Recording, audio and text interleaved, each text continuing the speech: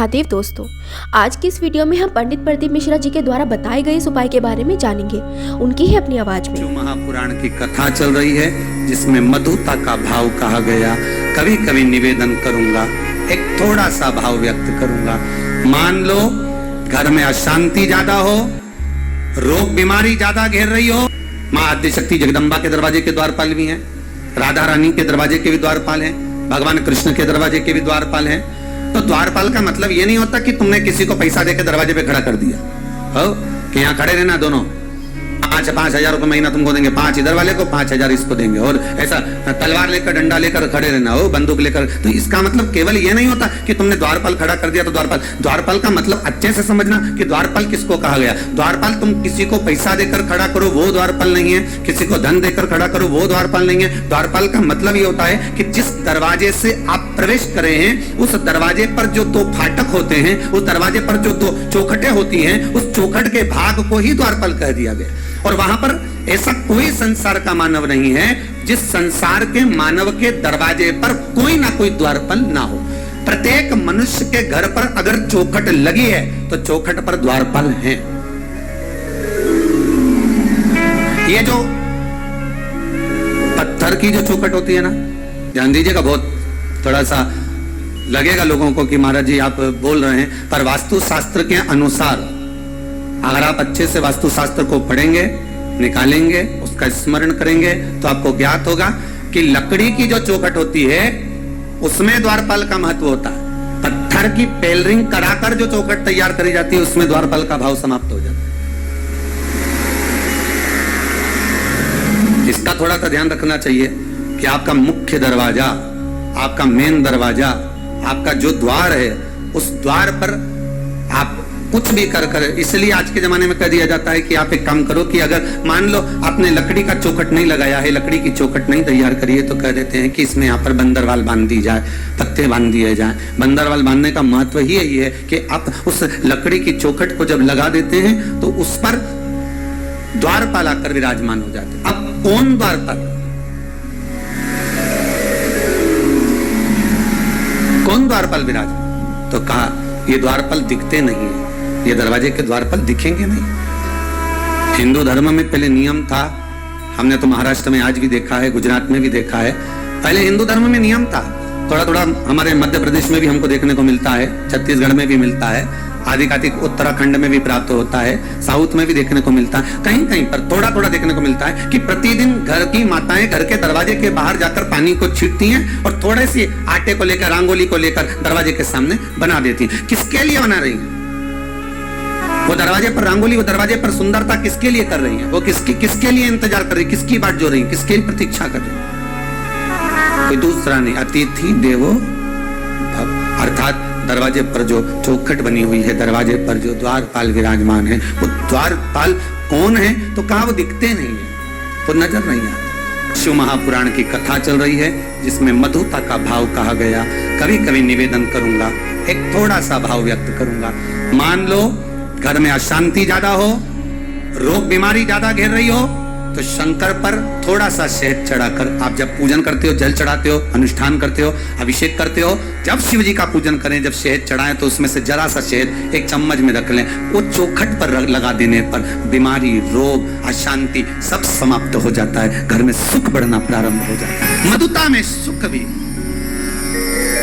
शहद में सुखता भी। भगवान को जो समर्पित किया गया, एक एक पुष्प भगवान शंकर को जो दिया गया है, एक एक भाग जो शिव को दिया गया, वो साधारण नहीं है। शंकर के पास जो भी चीज रखी है सब VIP है। गले में देख लो नाग बासुकी है, कानों में बिच्छू, हाथ में त्रिशूल, सब उसके पास में भी है। कोई चीज ऐसी भगवान शिव को जो हम समर्पित कर रहे हैं मधु, तो वो किस चीज के लिए समर्पित होता है?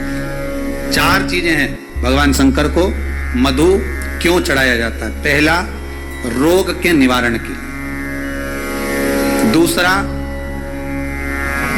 शरीर की जो नाड़ियां हैं जो चोक हो जाती हैं, ब्लड को रोक देती हैं जाने के लिए, उसके लिए भी शिव को शहद चढ़ाया जाता है। तीसरा, नयनों को शिव के चरणारविंद में स्थिर करने के लिए, नयन रोग का निवारण करने के लिए भी शिव को शहद चढ़ाया जाता है। चौथा,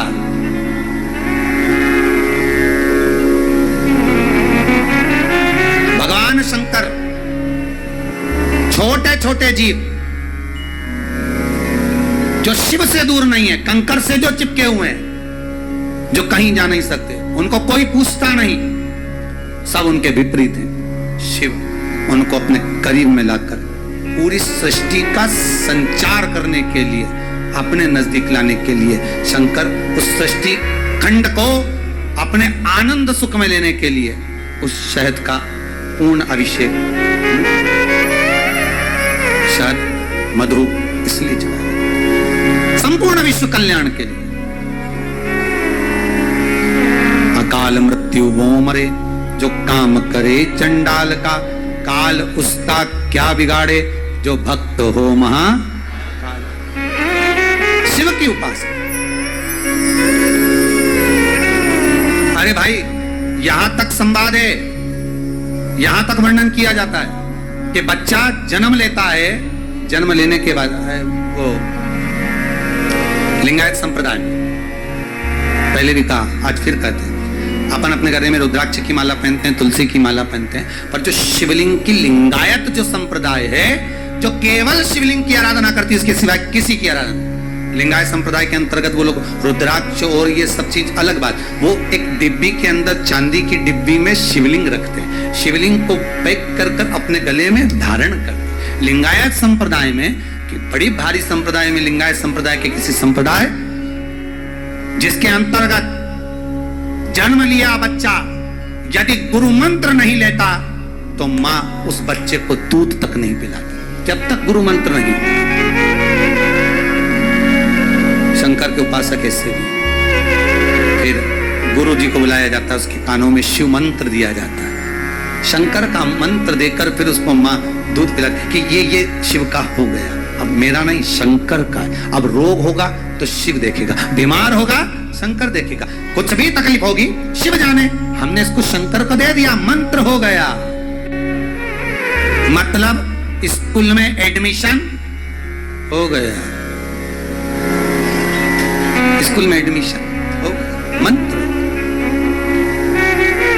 और अब आप में से कितने लोग हैं जिनका बच्चा जन्म लेता होगा तो उसको गुरु मंत्र दिया जाता होगा, किसी गुरु जी को बुलाकर कहा जाता होगा कि इसके कानों में भगवान शिव का मंत्र दे दीजिए, राम नाम कृष्ण नाम कुछ तो दो, जन्म लिया है उसने, संसार सागर में आया है, कोई ऐसा मंत्र दे दो कि बच्चा बीमार ना पड़े, कोई ऐसा मंत्र दे दो कि आगे चलकर इसकी उन्नति होती रहे। तो वो जन्म के समय पर जो दिया गया मंत्र है लिंगायत संप्रदाय में, शिव का स्मरण। और मेरी माताओं से निवेदन है, आपके यहाँ कोई बच्चा जब जन्म ले, कोई अगर गुरु ना आ सके, कोई संत ना आ सके, तो मेरी माताओं से निवेदन है आप भी उस बच्चे की पहली गुरु हो, आप भी अपने बच्चे के कान में कम से कम ओम नमः शिवाय, श्री शिवाय नमस्तुभ्यं, राम कृष्ण कह तो सकते हो।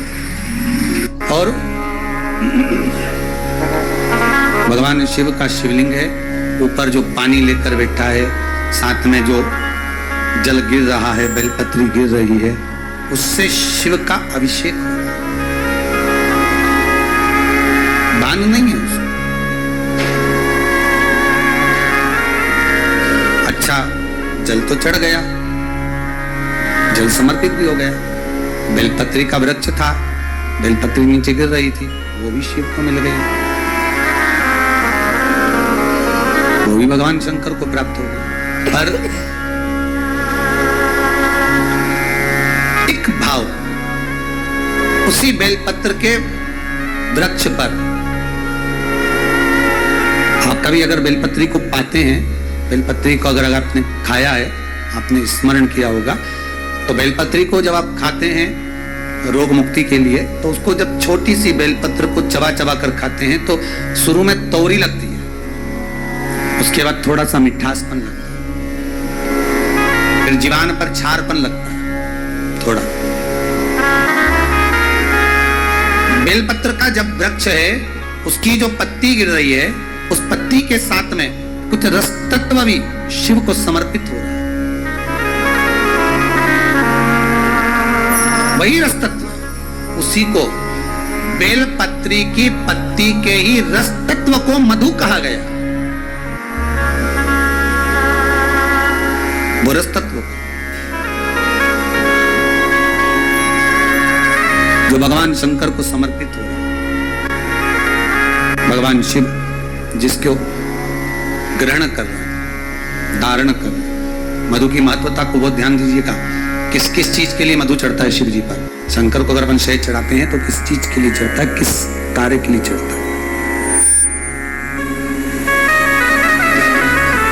के माता पिता देख रहे हैं। तो जो जन्म के समय पर अन्नप्राशन जब कराया था, मुख में पहली बार अन्न दिया था, उस अन्नप्राशन के समय पर शंकर पर चढ़ा हुआ शहद का थोड़ा सा भाग अगर मधु का लगा देते तो माता पिता के चरण छोड़कर बेटा कुछ खाता ही नहीं, जाता ही नहीं, फिर चुपचाप से जेब में भर के कमरे में नहीं ले जाता। खिलाना तो था,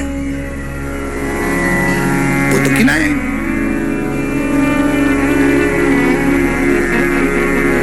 शहद मधु सुख प्रदान करना। आपको अगर हमारी वीडियो अच्छी लगे तो हमारे चैनल को सब्सक्राइब करना ना भूलें।